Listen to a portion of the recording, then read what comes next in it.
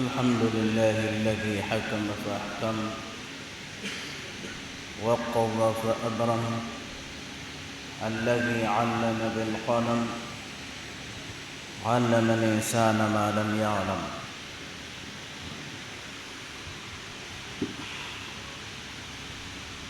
وأشهد أن لا إله إلا الله الذي وصف نوحا بأنه كان عبدا شكورا، ووصف أيوب بأنه كان أوابا صبورا، وجعل النار بردا وسلاما على إبراهيم فكانت له ضياء ونورا، وألقى قميص يوسف على وجهه يعقوب فارتد بصيرا، وأرسل سيدنا محمدا شاهدا ومبشرا ونذيرا وداعيا إلى الحق بإذنه وسراجا منيرا.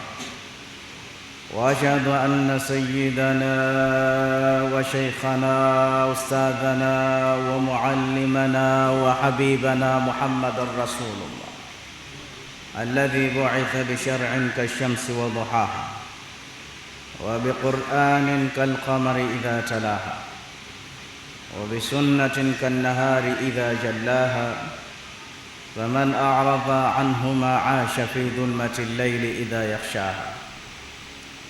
يقول الله في حقه: يا حبيبي يا محمد، لو أن أولهم وآخرهم وإنسهم وجنهم سلكوا كل طريق واستفتح علي كل باب ما فتحت لهم حتى يأتوا خلفك يا محمد.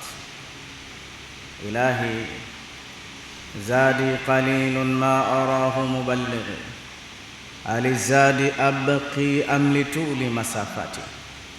أتحرقني بالنار يا غاية المنى؟ أين رجائي فيك وأين محبتي؟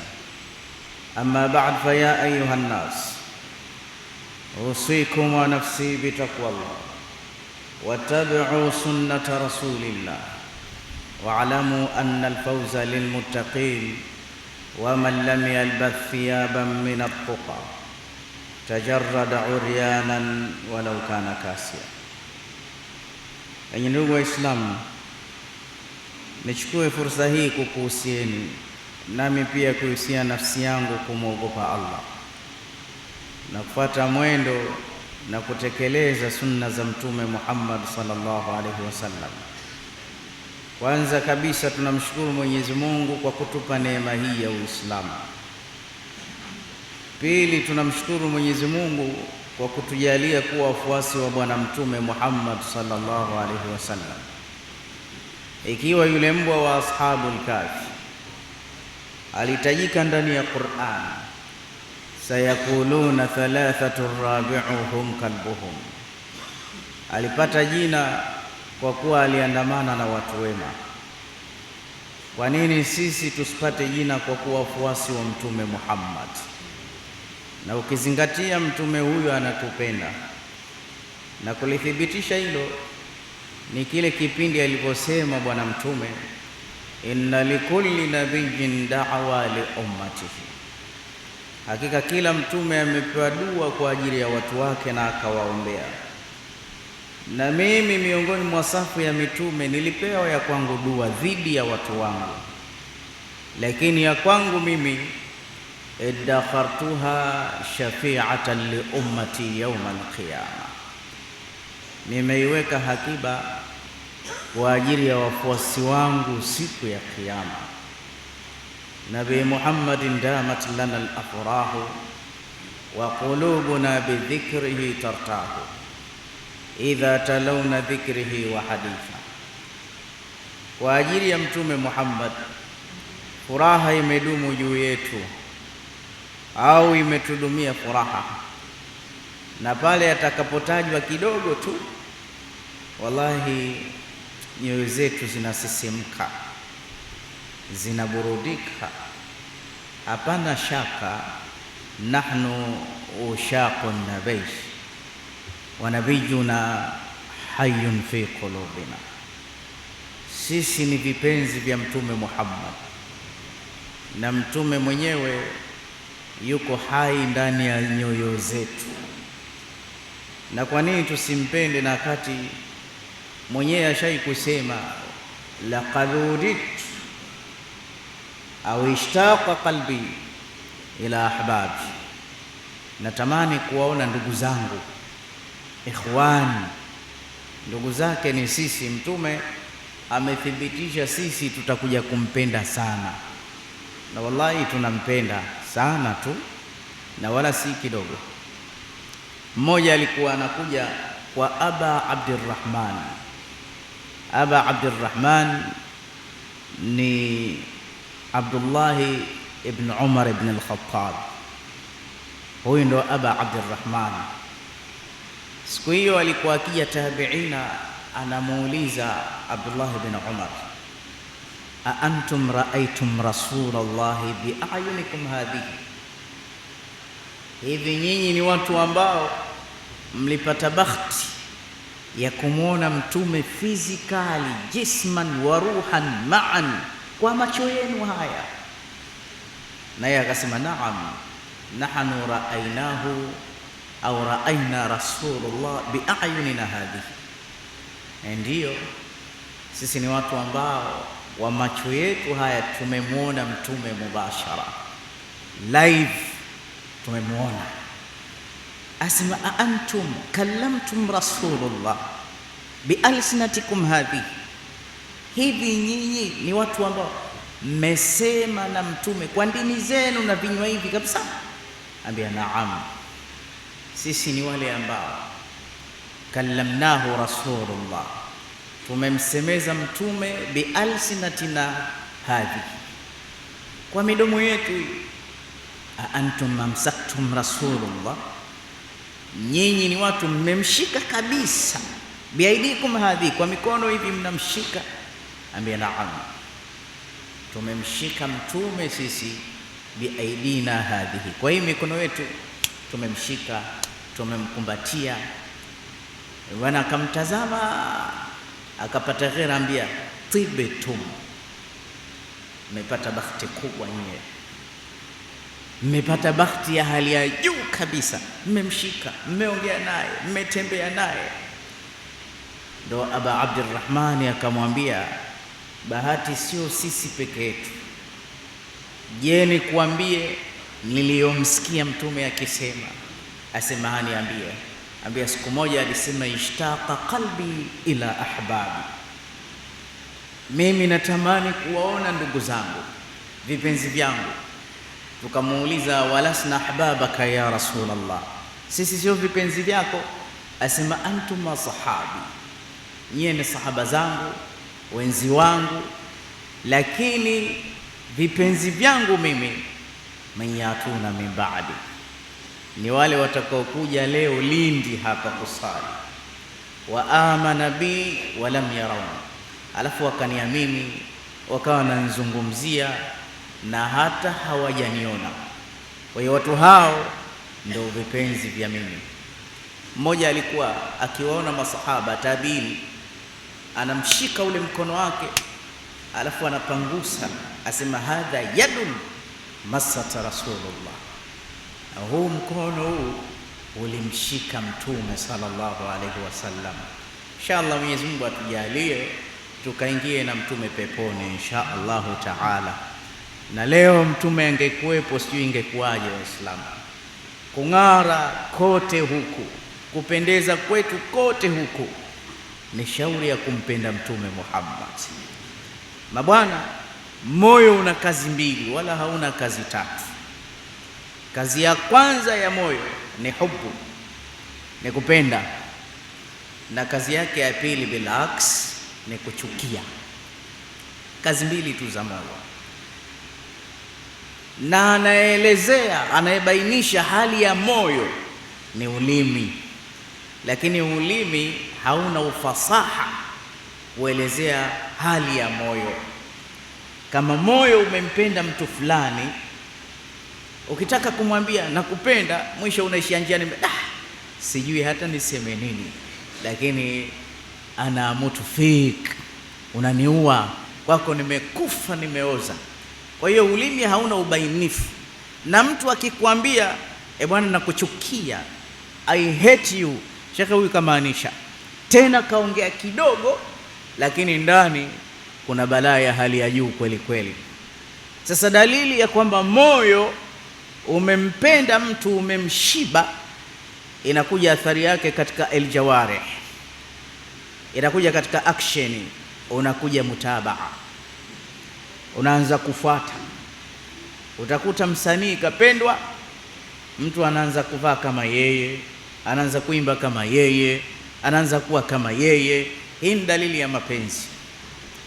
Na sisi Waislamu, dalili ya mapenzi, unakuta tunafuga ndevu, na wengine hata hatuna interest hiyo, lakini tunafurahia kwa sababu alifuga Mtume Muhammad. Unakuta mwingine kavaa kilemba, mwingine kavaa kanzu, mwingine ana jigongo la msaki, umwambii kitu, asema hii ilikuwa ni sunna ya Mtume Muhammad. Unakuta hapa mmekuja kwa hamu kabisa. Wakati nakuja nje hapo, nimekutana na mtu mmoja asema, alhamdulillah, nilikuwa nawaza pengine leo utakuwa na hutuba Mwananyamala, umekuja hapa. Yani unajua hii furaha yake ni nini? Kwa sababu anakuja kuzungumzwa Mtume Muhammad. Na hata mimi nimekuja kwa furaha, najua hapa kwenye mimbari sishuki sharti nimzungumze Mtume Muhammad, na nikitoa sema nishafikisha ujumbe wake. Na yeye Mtume sallallahu alaihi wasallam ana mapenzi na Mola wake, na alikuwa anafikisha ujumbe wa Mola wake. Na leo Waislamu, tufikisheni Uislamu kama ulivyo. Leo kuna jambo moja nataka kulizungumza, kwa sababu zamani alilizungumza Mtume Muhammad sallallahu alaihi wasallam, lakini zamani ndo da'wa yake, na hili jambo tuwe na dhana nalo nzuri. Leo Waislamu, nilikuja na mada muhimu sana. Nilikuwa nataka kuzungumzia mahusiano tu, vita, vurugu za mahusiano. Nikawa na nukta kama 3 muhimu sana, lakini kwa sababu khutba miongoni mwa mambo yake ni kutizama yanayotrendi ndani ya wiki, nikakumbuka au nikakumbushwa kuna hatari ya amani yetu kuvurugika. Hii hatari ipo hii.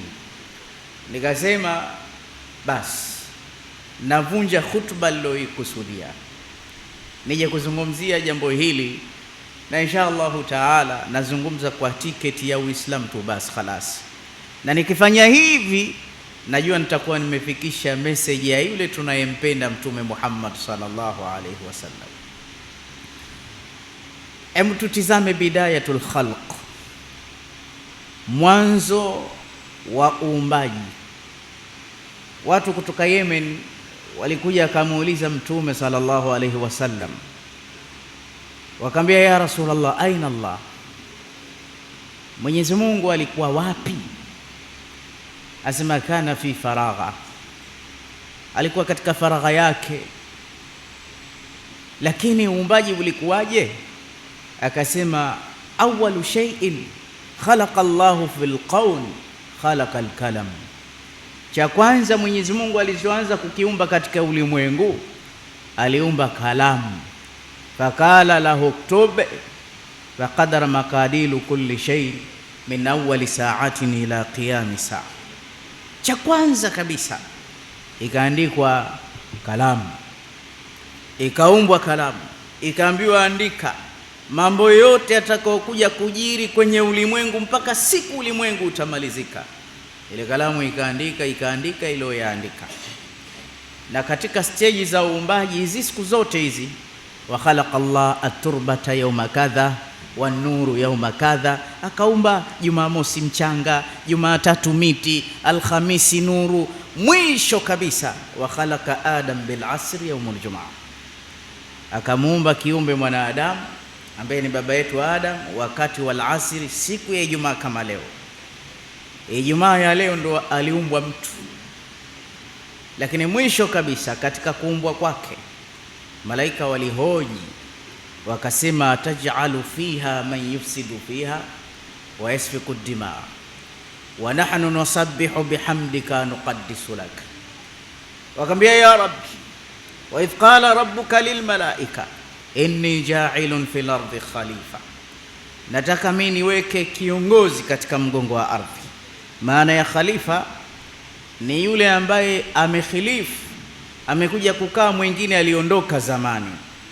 Unaona hata wale khulafa ur-rashidin, ina maana wamekaa badala ya mtume, ameitwa makhalifa. Sasa yuko alokuwa akiishi hapa duniani, aliondoshwa, akaja mzee Adam akaitwa khalifa. Sasa wakasema sawa, lakini utaka kumweka yule ambaye man yufsidu fiha, atakuja kufanya uharibifu, wa yasfiku dima, lakini atamwaga damu.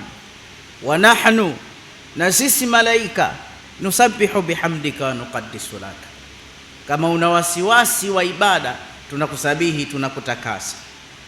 Au tumekuwa muqassarina fil ibada, tumepunguza kitu katika ibada, bali si tunajua nahnu dawabina fil ibada, tunaogelea sisi katika kukuabudu. Kwa nini utakaulete kiumbe mwingine? Kwa nini walisema hivi? Mtume sallallahu alayhi wasallam ametusimulia tukio hili, asema katika hadithi ya Sayyidina Jabir bin Abdullah, anasema kanatil jinni kabla al-insani bi'alfi ama, zamani walishawahi kuishi majini kabla ya sisi katika mgongo wa ardhi kwa miaka 2000. Fasafaku dima, so majini wana sifa za kibinadamu, wana utawala, wana matamanio, wanaoa, wakamwaga damu, wakaanzisha vita, wakaanza kuuana. Fab'atha Allahu ilaihim jundan min almalaika, Mwenyezi Mungu akatumia askari wa kimalaika, fataraduhum min jazail albihar, wakafukuzwa katika fuo za bahari. Na inaelezwa kibarul jinni, yule mkubwa wa majini, ana kiti chake huko katikati ya bahari, na faida anazozipata kupitia jini wadogo hawa, anampelekea ripoti za binadamu, leo tumeingia vichwani, tumefanya hivi. Kwa hiyo majini kumbe waliishi hapa katika ardhi, wakaleta fujo, wakaondoshwa. Ina maana nchi na ardhi ni kitu cha umuhimu sana katika ishu ya kuleta amani. Leo hii ndugu zangu Waislamu, hakuna kitu kikubwa kama amani. Mtume sallallahu alaihi wasallam alipoanza da'wa yake mwanzo alianza kuwaunga watu, na hadithi zake nyingi anamaanisha mtume alikuwa hapendi machafuko. Nabii Ibrahim alayhi wa ala nabiyina salatu wassalam, siku hizo alisimama pale Maka pale, aliomba dua huko analia, asema rabbi ja'al hadha baladan amina, Mwenyezi Mungu nakuomba kabisa, la kwanza huu mji huu ufanye uwe na amani, tena amani ya kudumu. Na katika aya nyingine, wab'ath fihim rasulan minhum, ikisha kuwepo amani hapa, wapelekee mtume anaotokamana na wao wenyewe, kwa sababu mitume wote dunia nzima ni familia moja, hata usipate tabu. Mtoto wa shangazi, mtoto wa mjomba, shemeji, wote hadith wala familia moja, kasoro mtume mmoja tu ambaye ni Mtume Muhammad. Yeye huyo katoka huko Maka huko, dua ya Nabii Ibrahim. Lakini kabla hajatumilizwa pale, akasema ya Rabbi, lete amani hapa, alafu baada ile amani ile mpeleke mtume. Na mtume amekuja na amani imepatikana. Kuna kiumbe mzito anaitwa Masihi Dajjal. Kiumbe Masihi Dajjal ataivuruga dunia. Mtume asema ma min khalqin min adam ila qiyam saa, hakuna kiumbe ambaye Mwenyezi Mungu toka kiumbe wa mwanzo aumbwe mpaka dunia itasimama itakuwa tishio katika dunia, atasumbua dunia, huyu hajai kutokea. Firauni bado, Hamana bado, Namrudi bado, pamoja na shari walizopita nazo, Hitler bado. Huyu kiumbe huyu itakuwa mtihani mkubwa kwa dunia, hujai kuthibiti. Mtume asema ma min nabiyyin illa waqad hadhara wa andhara qaumahu min fitnati al-masih dajjal. Kiumbe Masihi Dajjal atakuja siku za mwisho, lakini Mtume anasema hakuna nabii yoyote ashawahi kusimama katika kiti chake cha utume alitoa hutuba kamili kuwaasa watu wake na kiumbe anaitwa Masihi Dajjal. Anatatiza, atavuruga dunia nzima, eti dunia nzima atatembea siku 40. Ana usafiri wake punda, huyo punda shughuli, sikio moja mpaka sikio jingine mita 40, anakwenda si mchezo. Atavuruga watu, ataleta vurugu nyingi sana. Lakini kiumbe huyu maeneo manne hatoingia, na haya maeneo yana dua. Sehemu ya kwanza Turi Saina, haithu kallama Allahu Musa, katika mlima Turi Saina pale hatofika. Sehemu nyingine ambayo hatofika Masjidul Aqsa pale Palestine, atakuwa hawezi kuingia. Akijaribu kuingia, Mtume asema atakutana na malaika ameshika panga ya suddu anhu. Sehemu nyingine ambayo atashindwa kuingia Maka pamoja na Madina, sababu pameombewa amani. Tena Mtume anasema siku zake zikifika, hata tauni, yale maradhi ya mlipuko, kwa amani iliyokuwepo Maka pia yatashindwa kuingia. Maka pana amani, na pakikosa amani ni ishara mbaya. Baada ya Maka Waislamu, wallahi hata sisi Tanzania Mwenyezi Mungu ametujalia amani. Mi toka nazaliwa sijawahi hata siku moja mi kushuhudia vita, hata siku moja. Nilienda kidawa Burundi tu. Nilipofika dawa kule Burundi alfajiri, nikasimama na kwenda kusali. Mwenyeji wangu ambia, unakwenda wapi Sheikh? Ambia nenda kusali. Ambia nenda ukasali ndani. Huku kwetu usiku kuna vita, kwa hiyo wengi tunaikosa sala ya alfajiri, utakuja kuuawa bure. Kwa hiyo toka siku nimeenda kule sikuwahi kuswali sala ya asubuhi msikitini, dhiki kweli kwa sababu ya machafuko. Sasa Uislamu ulivyo, kufunga maneno mafupi, umetizama amani maeneo matano. Haya maeneo matano kila mmoja wenu ni faradhi kwake kuyapa amani. Uislamu umezingatia amani maeneo makuu matano. Eneo la kwanza kabisa, Uislamu umesisitiza kumpa mtu amani katika roho yake. Mtume asema la yahillu limuslimin an yurawwi'a musliman, si halali kwa Muislamu kumtisha Muislamu mwenzie, kumpa hofu Muislamu mwenzie. Hata ukapita nilikuwa nakushtua tu, Uislamu umekataza hofu haitakiwi kabisa.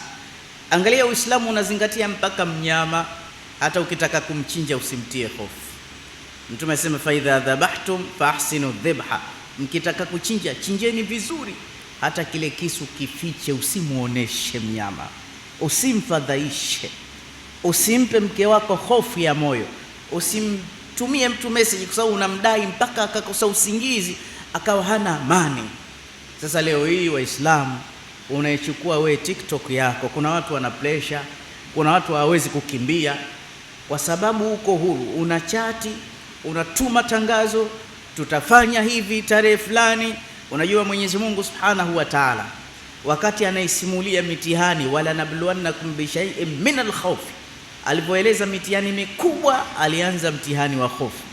Hofu ikitanda katika mshtama, kila mmoja akina chini akitizama siku fulani itakuwaje, inaingia hofu ndani ya nafsi yake. Usiamshe pressure, usitumike kuwapa watu tension na hofu, hasa ukiwa wewe huhusiki kama Muislamu.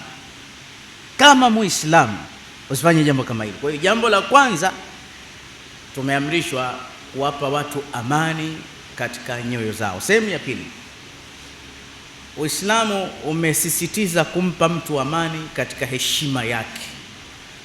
Mpe mtu amani katika cheo chake. Usivunje heshima ya mtu hata kama yeye mwenyewe hajiheshimu. Lakini leo hii heshima zimeondolewa amani. Mpe mtu katika heshima yake. Tunao viongozi wengine hata si Waislamu, au tunawaona sio, hatuna ruhusa ya kuwatukana sisi kama Waislamu. Tuna njia zetu za kero. Wao fikiri ni vizuri, ataulizwa siku ya Kiyama. Una posti tu unamtukana anayetaka. Na sisi kama Waislamu leo Ijumaa ni siku yetu. Sisi wenyewe tukiambiana mambo haya, unajua Allah anasemaje? Dhalika wa man yu'azzim hurumatillah, Vivyo hivyo atakayetukuza hurumati, vitakatifu vya Allah.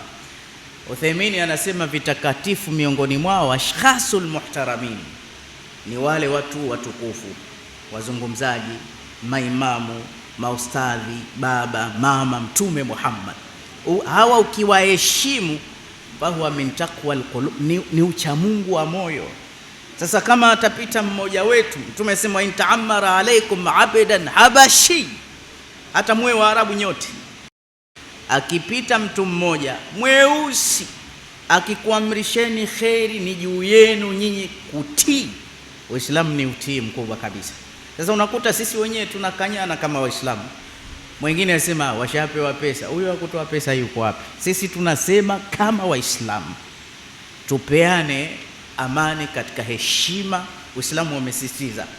La tatu, kwa haraka muda tena ushatuacha, Uislamu umesisitiza kumpa mtu amani katika mali yake. Watu wakivuruga, vurugu ikitokea, unakuta watu wengine wanaibiwa, wanapoteza. Hii ni haramu katika Uislamu. Lazima umpe mtu amani katika kipato chake, katika mali yake. Lakini cha nne, Uislamu ukatizama kumpa mtu amani katika viungo vyake. Si halali kumwaga damu ya mtu ila kwa mambo kadha kadha kadha. Yakitokea machafuko, damu za watu zitamwagika, watu watakufa na kadhalika. Na mwisho kabisa, Uislamu umesisitiza kumpa mtu amani ndani ya familia yake. Sote tumekuja kuswali Ijumaa baridi, unajua watoto wako wako salama, na saa nyingine unasema fungeni huu mlango huu. Kwa hiyo sisi Waislamu tusitumike vibaya. Sisi tumuombe Allah, na sisi tuna viongozi wetu, tutizame haki, tuzungumze lilokuwa la sawa, ambalo si la sawa. Na sisi kama Waislamu tuna mchango wa kuzungumza jambo ambalo lina kheri, wala si atusubiri mpaka tutumwe. Tukiona jambo lina maslahi hasa katika nchi yetu, simake hii nchi ni yetu sote sisi, na sisi wengine ndio hivyo, hatuna hata pa kukimbilia wakituvurugia. Tushazoea kama hivi, nimetoka nyumbani na kujalili hapa, natoa hutuba na agana na sheali, huyo naenda nyumbani na nyinyi mnaenda makazini mwenu, tunaabudu vizuri, maisha yanakwenda. Wengine hata uko serikalini hatupo, wala hatujui nini kinapatikana. Midamu nchi yetu inaenda salama, la kwetu sisi ni dua. Kama neema ni chache, Mungu aziongeze. Kama watu hawana ajira, Mungu awazidishie namna kama hiyo. Kwa hiyo tumuombe Mwenyezi Mungu Subhanahu wa Ta'ala atubakizie amani katika nchi insha Allah. فقال عز من قائل عليهم فإذا قرأت القرآن فاستعذ بالله من الشيطان الرجيم. أعوذ بالله من الشيطان الرجيم. وإذ قال ربك للملائكة إني جاعل في الأرض خليفة قالوا وتجعل فيها من يفسد فيها ويسفك الدماء ونحن نسبح بحمدك ونقدس لك قال إني أعلم ما لا تعلمون. بارك الله لي ولكم بالقرآن العظيم ونفعني وإياكم بالآيات والذكر الحكيم. وأقول قولي هذا واستغفر الله لي ولكم فاستغفروه إنه هو الغفور الرحيم وهو البر الكريم.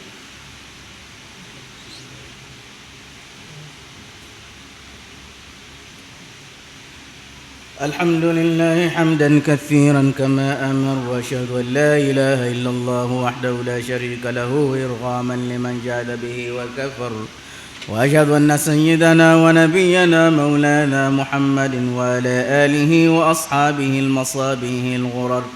عباد الله اتقوا الله من سماء اللغو وفضول الخبر، وانتهوا عما نهاكم عنه وزجر، واعلموا أن الله أمركم بأمر بدأ فيه ونفسه وثنى بملائكته المسبحة وقدسه، وثلث بكم أيها المؤمنون من برية جنه وإنسه، فقال تعالى مخبرا وآمرا إن الله وملائكته يصلون على النبي يا أيها الذين آمنوا صلوا عليه وسلموا تسليما.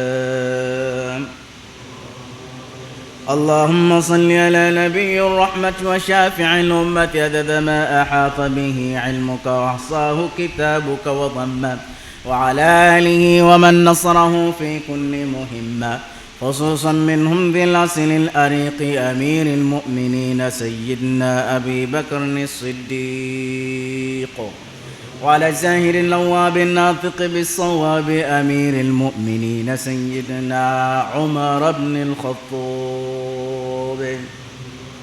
ولا جامع القرآن الصحية منهم الملائكة الرحمن مهي الليالي بتلاوة الكتاب أمير المؤمنين سيدنا عثمان بن عفان، وعلى أسد الله غالب إمام المشارق والمغارب أمير المؤمنين سيدنا علي بن أبي طالب، وعلى ولديه سيدين أبي محمد الحسن وأبي عبد الله الحسين، وعلى أمهما الزهراء البتول، وعلى عميه المعظمين عند الله والناس المطهرين من الدنس والأرجاس أبي عمارة الهمزة وأبي الفضل العباس، وعلى بقية العشرة المبشرة الذين بايعوه تحت الشجرة طلحة الفياز والحواري الزبير وسعد الهدى وسعيد الخير وعبد الرحمن الزكي شاكر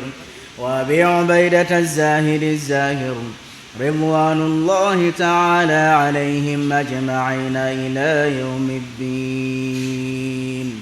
اللهم أعز الإسلام والمسلمين وأذل الشرك والمشركين وانصر جيوش المسلمين ونكس أعداءك أعداء الدين، واختم لنا بخير منك يا أرحم الراحمين.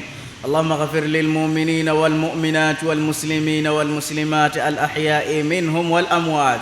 ربنا آتنا في الدنيا حسنة وفي الآخرة حسنة وقنا عذاب النار برحمتك يا أرحم الراحمين. عباد الله، إن الله يأمركم بالعدل والإحسان وإيتاء ذي القربى وينهى عن الفحشاء والمنكر والبغي يعظكم لعلكم تذكرون، فاذكروا الله العظيم